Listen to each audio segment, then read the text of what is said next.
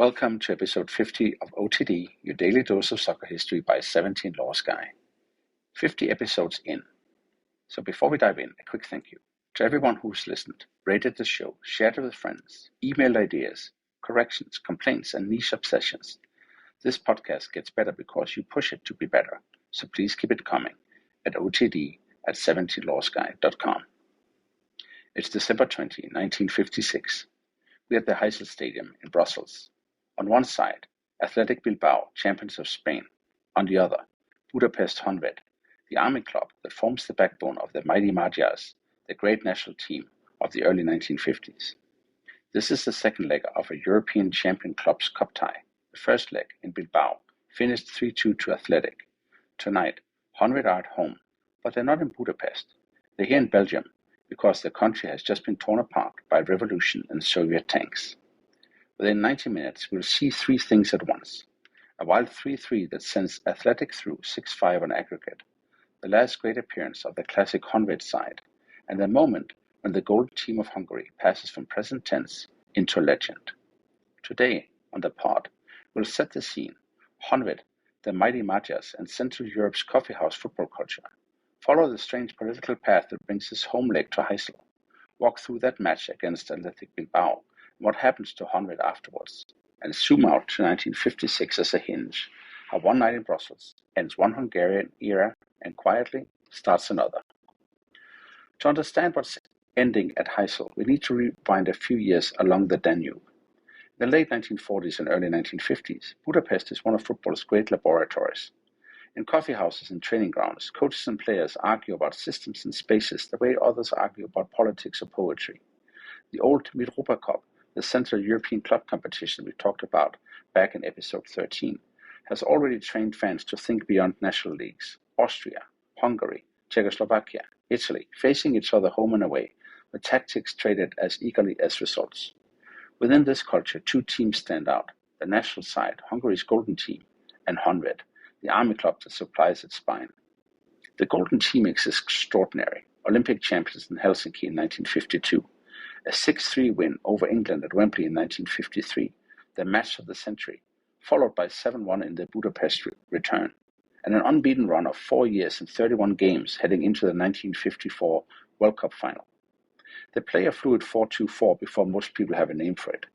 Nando Hidekuti dropping off the front line as a deep-lying forward, wingers like Sultan Sibor stretching play, Josef Bosik dictating for midfield, Sander Kocsis scoring headed goals in bunches, and Ferenc Puskás, the left-footed captain, bending shots from anywhere.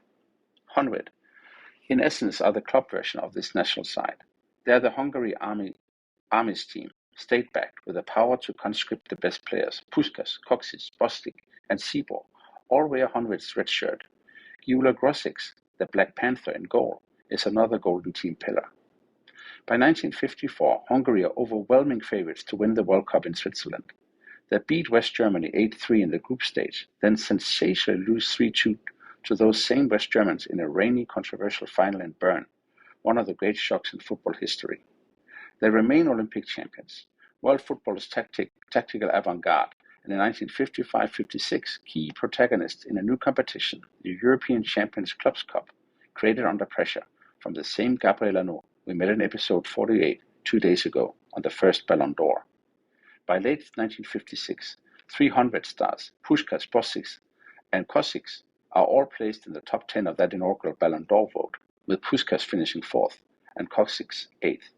On paper, this is still one of the great sides of Europe, but away from the pitch, history is about to intervene.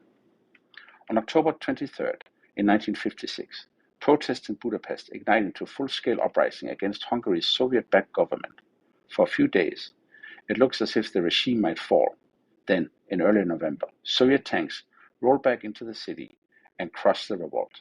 Thousands are killed. Tens of thousands flee west as refugees. Honvéd, meanwhile, are in the middle of their first European Cup campaign. Drawn against Athletic Bilbao, they are due to play the first leg in Spain and the second in Budapest. The revolution puts that schedule into chaos. The first leg goes ahead in Bilbao on November 22nd. The stadium is packed, but everyone knows that something extraordinary is happening back in Hungary. Athletic win 3-2. Honvéd go ahead early. Athletic fight back with goals from Arteche, Merodio and Arieta.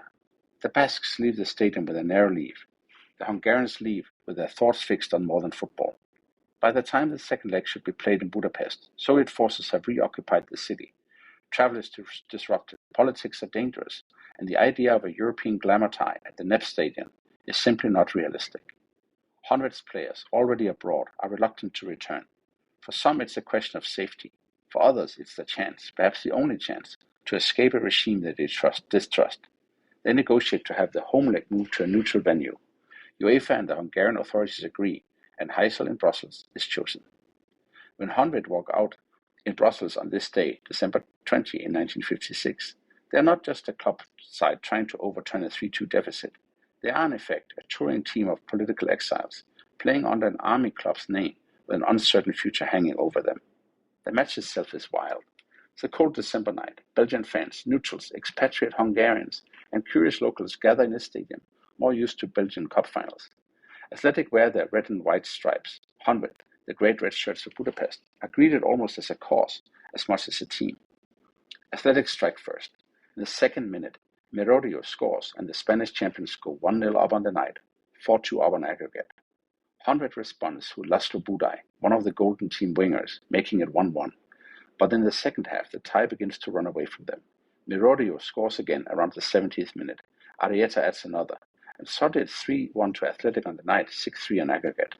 Somewhere in all of this, there's another symbol. Honvéd's goalkeeper, Gesa Lorand, goes off injured, and Sultan Sibor, a winger, has to go in goal. A world-class attacker in borrowed gloves, standing where Kocsis once stood, trying to keep a European tie alive on a foreign field. You could hardly script a better metaphor for a team improvising its way through chaos. And yet Honvéd refused to go quietly. With about 15 minutes left, Center Kocsis scores 3-2 on the night. A few minutes after that, Ferenc Puskás, the man just named Europe's fourth best player in the Ballon d'Or, makes it 3-3. Now Heysel is roaring for the Hungarians. A 2-goal deficit on the night has been wiped out, and they are 1 goal away from forcing a playoff. They push, they try, but time runs out. The final whistle leaves the score 3-3. Athletic Bilbao go through 6-5 on aggregate. Honvéd, one of the great teams in Europe, are out in the first round. If you look at the record books, that is all this game is, a high-scoring draw.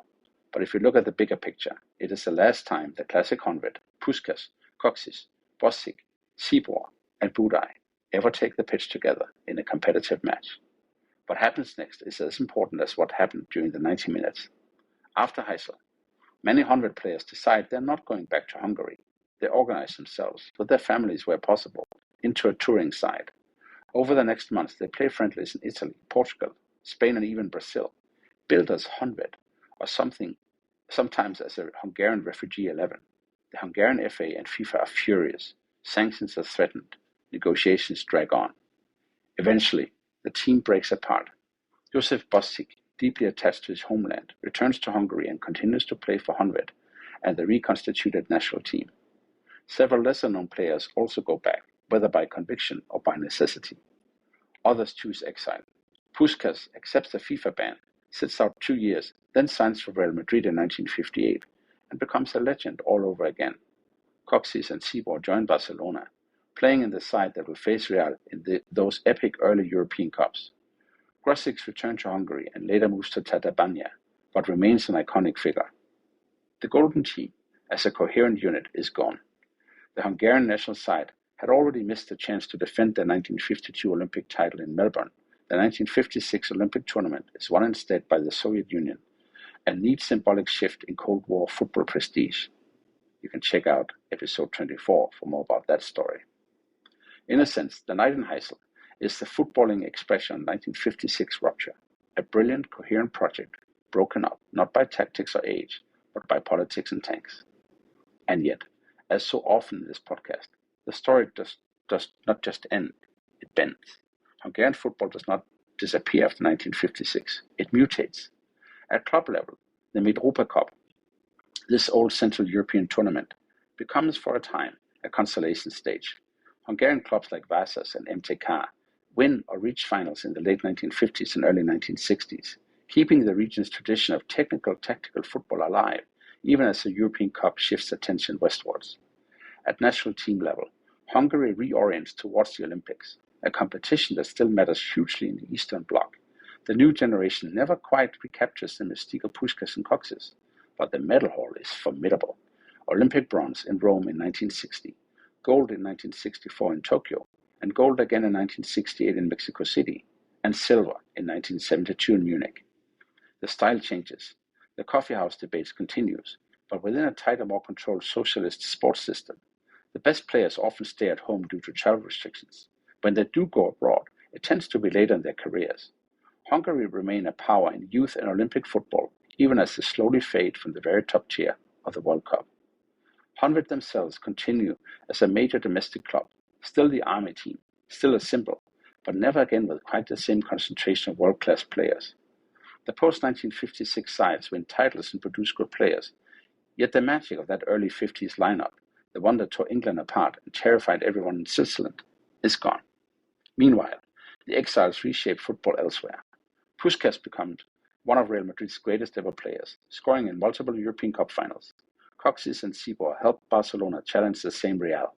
The ideas born in Budapest cafes about movement, spacing, withdrawn forwards, interchanging positions, now flow into Spanish club football, mixing with Di Stefano, Gento, and the next waves of tactical thinkers. So if you draw the map carefully, what happened at Heysel on this day in 1956 is not just an ending, it's also a pivot, condensed into a single match. This is the last act of Honvéd, a legendary club side with 3 Ballon d'Or level stars on the pitch, playing not in Budapest, but in Brussels, because their country had been occupied. A goalkeeper injured, a winger pulling on the gloves, a comeback from 3-1 to 3-3 that still isn't quite enough. The scattering of the mighty Magyars across Europe, and the quiet beginning of a new Hungarian era that will find its expression not in World Cups, but in Mitropa Cups and Olympic medals. The regime won the battle over territory, but the ideas and the game itself travel on through Madrid, Barcelona, Olympic finals and coaching seminars, through all the places where people talk football. That's why this otherwise obscure European Cup time matters. It's not just Honvéd 3, Athletic Bilbao 3. It's the night an era ended, and the beautiful game found ways to keep going. That's all for episode 50 of OTD, the night Honvéd drew in Brussels, lost on aggregate, and stepped off the stage as the mighty Magyars we remember. If your memories, family stories, or reading tips about Hungarian football in the 1950s or 60s, I would love to hear them. Email me at otd@17lawsky.com.